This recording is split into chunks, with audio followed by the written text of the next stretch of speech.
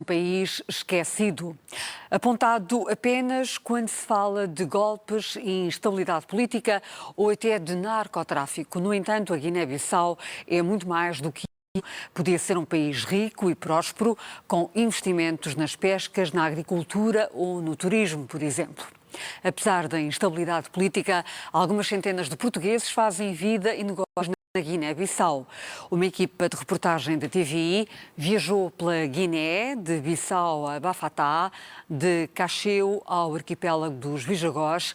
O que é feito da Guiné-Bissau é a pergunta a que os repórteres da TVI tentam responder e mostrar na reportagem que se segue.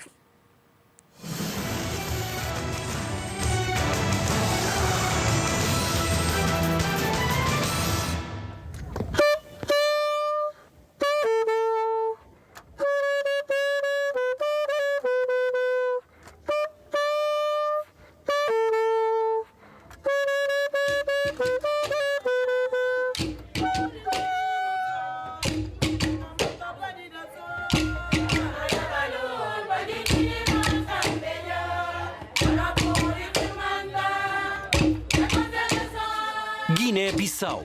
O paraíso na terra podia ser por estas bandas, mas não é. A natureza é pródiga, a paisagem enche os olhos e com apenas 1.800.000 habitantes tem tudo para ser um país rico. Bastavam as pescas e o turismo, para não falar da agricultura e até do petróleo. Mas não é um país rico. As gentes das mais de 30 etnias do país são pacíficas, orgulhosas e solidárias, mas pobres, muito pobres, como sempre foram. Na Europa e também em Portugal, fala-se, vê-se, escreve-se e sabe-se muito mais sobre a Síria ou o Afeganistão, por exemplo, do que se sabe e vê da Guiné-Bissau. E, no entanto, milhares de portugueses, hoje na casa dos 60 anos, ainda guardam as memórias, muitas delas dolorosas, das frondosas matas e dos largos rios da Guiné. Eram jovens militares à força nos anos 60 e 70 e sofreram na carne e no espírito as marcas da guerra contra o PAIGC de Amílcar Cabral. E poucos voltaram ao pequeno país africano, onde se fizeram homens em pouco tempo. Ainda assim, ao longo dos anos pós-independência, alguns portugueses por aqui criaram raízes e fizeram vida. Gosto muito da Guiné. Foi a terra que eu escolhi para viver. Mas gostaria muito de ser enterrado em Portugal. Todo o período colonial não foi feito de ódios, não é? Cabral ensinou-nos muito bem, não é? Os mais velhos que lidaram com a palavra dele de uma forma mais direta, nós, através dos livros, ele disse que nós nunca estávamos a lutar contra um povo, mas sim estávamos a lutar contra um regime. Um povo extremamente solidário. Um povo solidário é fácil contar e dizer. Dá uma bandeja de comida, comem 5, 6, 8, 10 pessoas. Por isso é que este país tem sobrevivido. Exatamente, são extremamente solidários. Graças à natureza e à solidariedade dos povos, não há fome na Guiné-Bissau. Mas as estatísticas da ONU não mentem. A Guiné é o 5º país mais pobre do mundo. A instabilidade política também não ajuda. Desde 1980, registaram-se 9 golpes de Estado e nos últimos 5 anos tomaram posse 7 governos. Ninguém se entende. Ou antes, sobretudo as elites políticas não se entendem. Ao longo dos últimos anos, as palavras-chave quando se fala da Guiné-Bissau são cruas e duras. Instabilidade política, pobreza e narcotráfico. Um Estado sem Estado, ou pelo menos um Estado muito frágil. A Guiné-Bissau tornou-se um país esquecido. E de Portugal e do mundo, quase ninguém lá vai. Quase. A uns 20 quilómetros de Bissau, 3 jovens médicos portugueses avançam para o meio do povo no mercado de Nhacra. Recém-licenciados, tomaram a decisão mais imprevista. Em vez de Cabo Verde ou do Algarve, do Brasil ou de São Tomé, decidiram fazer férias na Guiné-Bissau de mochila às costas. Em Nhacra, o cicerone é um jovem estudante guineense, Ansuman, que acompanha os doutores Luís, Carlos e Diogo à banca onde a mãe dos seus filhos é vendedeira. Tu já és casado, não? Não é casado. Não é casado. Ando com o meu querida. Sim. Tenho os 2 filhos, mas ainda nós procuramos para casar. Por entre a confusão do mercado, onde se encontram as mais variadas e desvairadas frutas e legumes, vende-se de quase tudo, até relógios. Só um bocadinho. Desculpa, vocês estão a comprar relógios aqui na Falámos Guiné-Bissau? aqui com o Miama para comprar aqui uns relógios, que isto aqui está. É moda, é Adidas, é Nike, é Onde é que tudo. vocês vêm? Viemos de Lisboa. Lisboa. Fazer turismo na Guiné-Bissau? Parece mentira, é a pergunta que toda a gente faz. Médicos por vontade e vocação, o mundo do interior guineense é para eles sobretudo uma aventura. Já pensaram em vir trabalhar para a Guiné-Bissau? Seria toda uma experiência. Cuidado. Começámos pelo turismo. Num país onde a esperança de vida pouco ultrapassa os 45 anos, segundo a ONU, as frutas e os sumos são do mais ecológico que há. E os médicos deixam-se seduzir pelo sumo de bajaqui. Isso é o quê? Pá, eu sumo de uma fruta, ainda estou para perceber exatamente o nome, mas é uma fruta. Para ter coragem para o beber também. E coragem para o beber também. Deve ser doce, não? Deve ser doce. Doce deve ser. Mano, isso é o quê? Natural. Veja aqui. Mas aqui, mostra lá a fruta. Olha, mostra a fruta, mostra-nos a fruta. Aqui não tem bajaqui. Já lá vou. Transforma isso para sumo. E bebem pelo saquinho de plástico. Ainda que lhes passe pela cabeça previsível diarreia, aventura é aventura. Até porque Ansumane lhes explica as vantagens do bajaqui. Faz bem a saúde. Dá potência ao homem? Muito bom. Muito bom. Dá muito potência ao homem. Vamos levar isto para Portugal para receitar. O homem ganha força, energia de fazer trabalho. Os médicos vão passeando a curiosidade por entre a multidão, por entre o arroz e a mandioca, o amendoim e o caju. Num país onde o combate à sida é sobretudo feito através de placares meio ferrugentos a que poucos ligam. E vão preparando o resto da viagem para o interior. É a questão. São o quê? Médicos? Médicos, somos médicos. E vão para onde? Agora vão para onde? Pá, agora vamos a Bafatá. passar lá um dia. Exatamente. Depois de lá queremos ir assim a Saltinho. Fazer uma tour aqui pelo norte da Guiné primeiro. Já fala crioulo? Um bocadinho. Já fala um pouco Já fala um crioulo. bocadinho. Acriolado. Toda a gente percebe melhor quando se põe um certo acento. Feitas as compras sugeridas pelo amigo Ansumane, fazem-se as despedidas até Bafatá. Encontramos-nos em Bafatá, ok? Ok, Tchau, Boa tranquilo. viagem. Obrigado.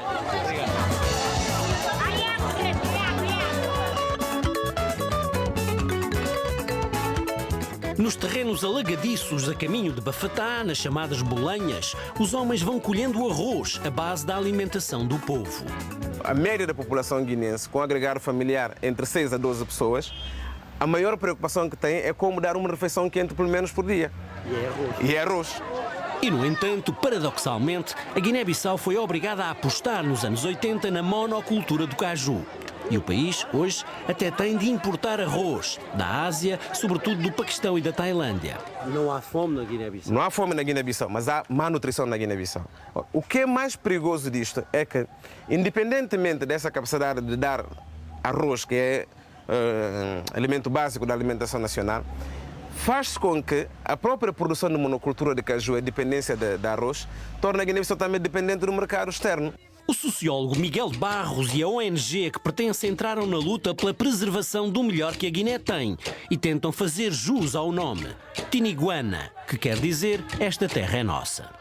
Penetrando no interior, ladeando as estradas, lá surgem os inevitáveis cajueiros. A amêndoa bruta de caju produz algumas divisas e é a principal e quase única exportação da Guiné-Bissau. No tempo da Guerra Colonial, Bafatá estava cheia de portugueses, sobretudo militares. Hoje, as velhas casas coloniais quase não se aguentam de pé. Mas o casal Diniz tem resistido a tudo. O Sr. João e a Dona Célia são 2 dos 3 únicos portugueses que ainda vivem na região de Bafatá. Têm, imagine-se, uma escola de condução, praticamente a única do interior da Guiné, e um restaurante, o ponto de encontro onde os 3 médicos aventureiros acabaram por chegar. Como é que vieram parar à Guiné? Sr. João? É o destino. É o destino? Pronto, eu posso dizer que vim parar à Guiné trazido como militar. Pronto, não foi minha vontade vir para a Guiné, que aliás eu nem sabia quase que a Guiné existia, não é? Mas, como militar, cheguei à Guiné. Chegou à Guiné em 1963 e fez a guerra. Acabada a comissão, João Diniz queria era emigrar para a França. Nessa altura, houve muitos militares que quiseram ficar aí na Guiné? Não, A maior parte queria ser ia tudo embora. Tudo. Mas o destino trocou-lhe as voltas. Havia trabalho na Guiné e João Diniz conseguiu entrar como controlador de tráfego no porto de Bissau, deixando para trás a sua pequena aldeia do concelho das Caldas da Rainha. Eu trabalhava no campo e naquela altura era um bocadinho complicado. Trabalhava-se muito e ganhava-se pouco. Vivia-se bem em Bissau? Vivia-se bem. Em Bissau vivia-se bem. E em poucos dias, Célia viu-se a chegar a Bissau, uma cidade tropical que nem imaginava existir. E de repente, lá longe em Lisboa, o 25 de abril de 74. Em poucos meses, o PAIGC tomou conta do poder. Os portugueses instalados começaram a debandar, mas o casal Diniz tinha a vida organizada e tinha compromissos. E decidiu ficar por Bafatá. Sou bastante sensível a este profundo amor a esta terra e esta persistência daqui a continuarem, apesar de todas as vicissitudes que o país tem conhecido, politicamente sobretudo, mas também socialmente e economicamente nos últimos anos, sobretudo a partir do famoso conflito político-militar. Fernando Moreira de Sousa, 70 anos, é um bom exemplo. Nunca deixou a Guiné. Natural de Valongo, aqui chegou em 1954. Tem uma quinta agrícola e anda cá e lá, a fugir ao inverno português. Mesmo em frente do restaurante, vibra-se com o Real Madrid-Barcelona. O negócio é bom. São 3 barracões com televisão por satélite. Cada telespectador paga 300 francos CFA, a moeda corrente nos países do Golfo da Guiné. Por aqui, a maioria torce por Cristiano Ronaldo, mas muitos também por Messi. João Diniz, sportinguista ferranho, não liga ao futebol espanhol. A verdade é que em Bafatá toda a gente conhece o Diniz e a Célia. Com 2 filhas em Portugal, até gostam da vida que levam por aqui. Os amigos e a vida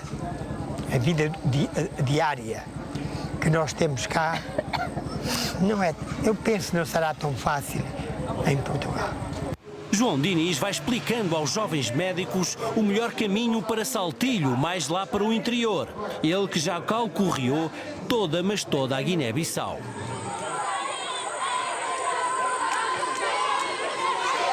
E ao fim da tarde, pelas ruas esburacadas e poeirentas de Bafatá, a vida vai fluindo com a calma de sempre. Junto à Igreja Matriz, as crianças fazem o berreiro do costume, exercitando o tradicional ritmo africano. Mais à frente, perto da mesquita, o busto de Amílcar Cabral aguenta-se ao alto na praça meio abandonada. E junto ao rio Geba, a estatuária deixada pelos portugueses está um pouco degradada, mas há sempre alguém que não deixa morrer por estas paragens a memória lusitana, nem que seja por causa do Benfica. Em Bissau, a capital, o ritmo é outro. Aqui se concentram milhares de pessoas em busca da sobrevivência cotidiana. É uma cidade movimentada e segura, onde se misturam as várias etnias do país, dos fulas aos papéis, dos balantas aos mandingas, dos manjacos aos bijagós, e onde convivem as várias religiões do país. Quase metade dos guineenses segue as crenças tradicionais animistas, mas o islamismo avança e marca uma forte presença já ancestral. E há sempre alguém que ganha o seu sustento cantando e tocando o Corão, um instrumento típico da região de influência muçulmana.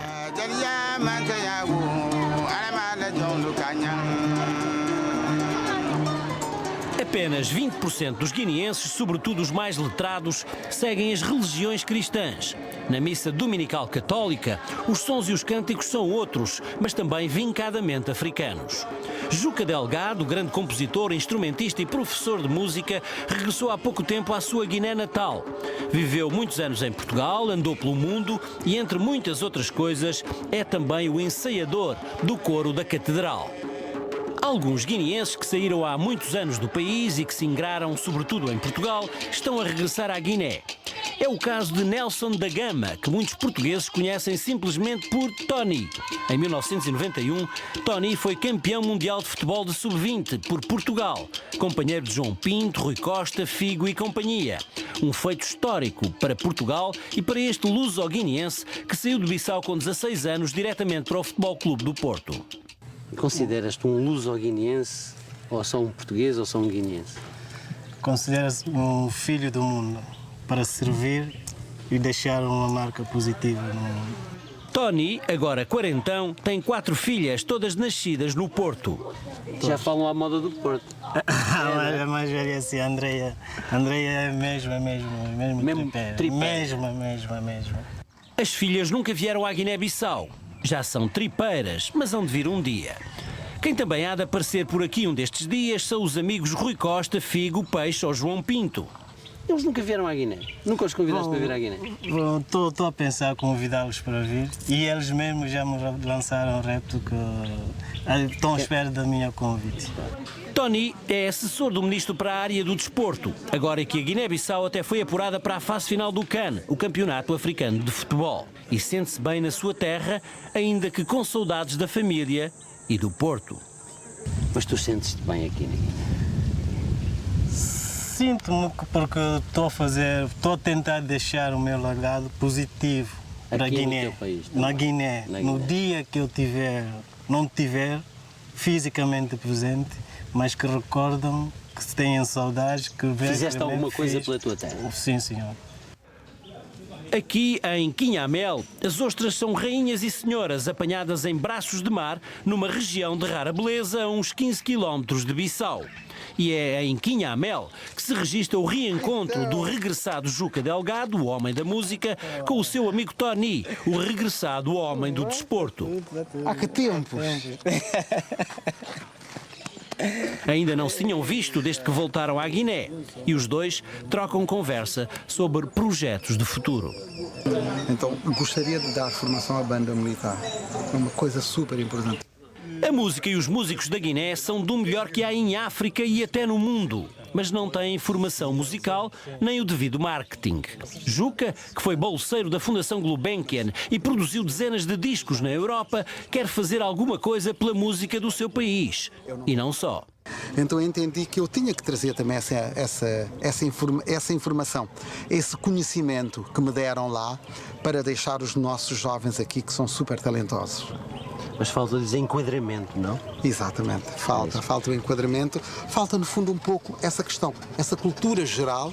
No país do Corã e de tantos outros instrumentos altamente originais, Juca sente que ainda falta muita coisa. Mas nós também temos que trabalhar um bocadinho mais. Eu acho que temos que olhar um bocadinho mais para dentro, a nossa raiz, não é? A partir daí será muito mais fácil realmente exportar a nossa música. Juca Delgado conhece bem vários dirigentes políticos da Guiné-Bissau. Sem citar nomes e sem se interessar muito por politiquices, sente alguma apreensão pelo futuro próximo. Houve um período de muita esperança e voltou a quebrar. Voltou a quebrar com toda a atualidade, não é? Com toda essa tristeza que está a acontecer na Guiné. Mas o que nós devemos fazer é exatamente isso, é fazer a contracorrente, não é? Dizer não, eu vou persistir, eu vou tentar mudar a Guiné. A Guiné, depois de meses de mais uma crise política, tem desde há pouco tempo um novo governo. Apesar de tudo, o esquema político-militar vai mudando e há sinais de esperança. Agora, e pela primeira vez, os militares não estão envolvidos nesta crise política que se despoltou desde agosto do ano passado. E isto é histórico. Ultimamente, as disputas políticas têm sido tratadas com recurso aos tribunais. É um bom sinal, sobretudo para os poucos empresários e comerciantes portugueses que vão resistindo e apostando na Guiné-Bissau. Carlos Figueira Martins, alentejano de Mértola, ex-bancário, costuma ir de vez em quando beber um café a este hotel de Bissau. Milhares de militares portugueses lembram-se bem destas casas e deste espaço. Aqui funcionava a messe dos oficiais durante a Guerra Colonial. Carlos está há 12 anos no país e é o presidente do recém-formado Clube de Empresários Portugueses. A ideia base é aconselhar quem esteja interessado em investir por aqui. Temos a esperança que retomem a estabilidade e que os empresários venham, porque, de facto, está tudo por fazer na Guiné-Bissau. Desde a área da construção civil, do turismo, da parte da agricultura, que é a parte mais rica da Guiné-Bissau, que está praticamente desorganizada. Nos últimos 2 anos, alguns empresários regressados de Angola e de Moçambique têm aparecido a saber como vão as modas na Guiné. Por aqui resistem uns 200 empresários portugueses e luso-guineenses, mas apenas umas 30 empresas têm alguma pujança. E apenas meia dúzia, como a Galp Petromar ou o BAU, Banco da África Ocidental, são verdadeiramente internacionais. Mas vão surgindo oportunidades de negócio. Em Farinha, uns 12 quilómetros de Bissau, Fernando Reis, 50 anos, mais um sócio, decidiram entrar no negócio dos vinhos e bebidas espirituosas. Com muitos anos de trabalho na área do turismo em Portugal, Fernando chegou há 4 anos. O mercado é pequeno e o único concorrente direto é libanês. É um negócio promissor, no sentido que é um bem que eles consomem quando têm dinheiro. Tem é que ter dinheiro, portanto o poder de compra aqui é relativamente baixo. Tem a vantagem que eles têm um hábito de consumo engraçado, bom. Até os muçulmanos, provavelmente. Não comento, não faço ideia. Ainda assim, as bebidas da empresa grossista já chegam a cerca de 1 milhão de pessoas de baixos rendimentos. E, surpresa das surpresas, as joias da coroa são o gin e o whisky, o primeiro whisky guineense feito à moda portuguesa dentro da maior legalidade. A marca dá pelo apelativo nome de White Rhino, rinoceronte branco. Quem é que se lembrou do White Rhino? O White Rhino foi o sócio fundador que teve esta brilhante ideia, que eu acho que o nome é engraçado. Para os nossos mercados, para aqui... Mas aqui não há rinocerontes na Guiné-Bissau? Não. Quando muito abri hipopótamos, mas o nome não era tão musical, tão bom. Mas será que Fernando gosta da Guiné para viver? Não desgosto, é um país que facilmente se gosta. Tem muitas dificuldades, portanto é preciso uma capacidade de adaptação e de improvisação brutal. Na Guiné, a crise afeta todos, sobretudo os milhares de funcionários públicos. Mas será que há futuro por estas bandas? Eu acho que sim. A Guiné-Bissau tem um povo maravilhoso, um povo mesmo encantador. Só que esta instabilidade toda a nível governamental, de um país onde há tanto funcionário público. E se o povo vai bebendo o whisky e o gin portugueses, também bebe o vinho que chega de Portugal, mas da gama mais baixa. A verdade é que só em finais do ano passado se realizou pela primeira vez no país uma verdadeira prova de vinhos portugueses de alta qualidade. Um momento histórico para a Guiné. A prova foi organizada pelo AICEP local, o Instituto de Comércio Externo Português, e logo com a presença de um perito em vinhos, Mário Rodrigues.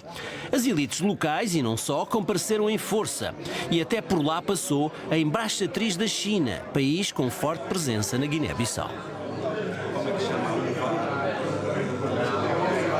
Na Guiné-Bissau vivem oficialmente cerca de 2.000 portugueses, mas devem ser o dobro, parte deles luso-guineenses. Muitos são comerciantes, outros são pequenos e médios empresários.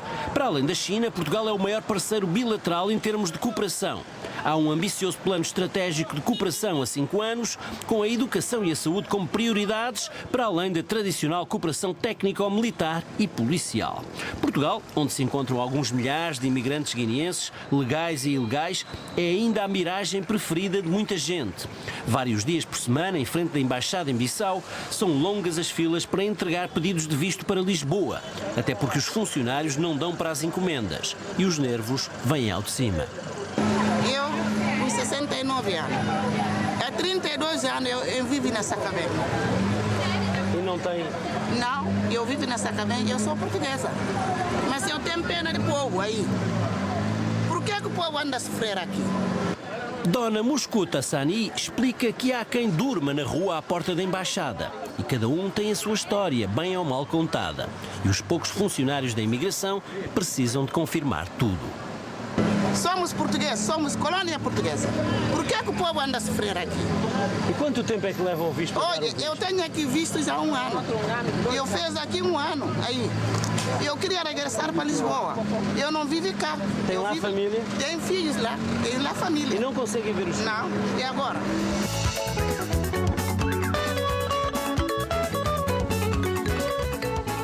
A miragem portuguesa é forte. Há muitos guineenses em Portugal e muitos outros concentrados em Bissau e arredores, mas a grande maioria nunca saiu da sua região natal e muito menos conhece o velho porto de Bissau, onde a ferrugem tem território assegurado e por onde entra no país muito mais do que o que sai. E é daqui que os nossos conhecidos jovens médicos partem para uma saltada ao arquipélago dos Bijagós, mais de 80 ilhas grandes e pequenas, um refúgio único, turístico e pescatório, pouco conhecido dos portugueses, dos europeus e até dos próprios guineenses. Uma viagem ao que podia ser o paraíso na Terra e que mais adiante se irá descobrir. A questão é esta: o que é feito da Guiné-Bissau?